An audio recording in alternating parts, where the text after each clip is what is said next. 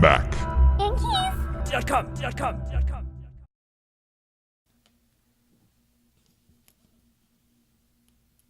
This is an example of the majority of what the keys are on there, like this size right here.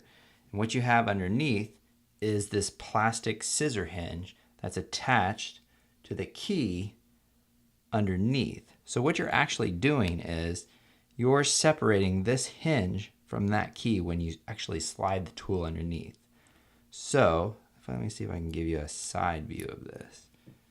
You can kind of see that right there, how it drops right there. So what you're actually doing when you're separating the two, you're taking this tool and you're sticking it inside this little fold right here. And then when you press in, that snaps that right off.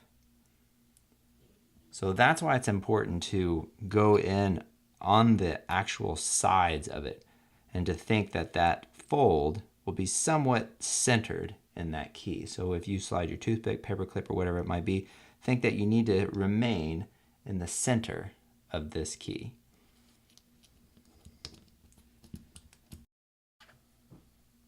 We're going to remove the K key.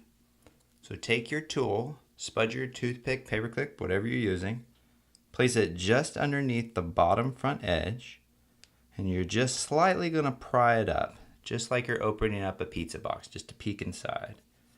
Then you're going to take your other tool, just insert it into our right side. Now you can remove the bottom tool. Now what we're going to do is we're going to take this tool and we're going to slide it to the left, separating the key from the scissor bracket underneath it. But before you do that, take your finger, hold on the top part of the key, and now slide over to the left, and it'll separate. Set that aside. And now to remove your plastic scissor bracket, take your tool, place it just on the top part of the rubber cup. We're just going to fall back until it pries it up. It's very gentle. We're going to do the same thing to the bottom.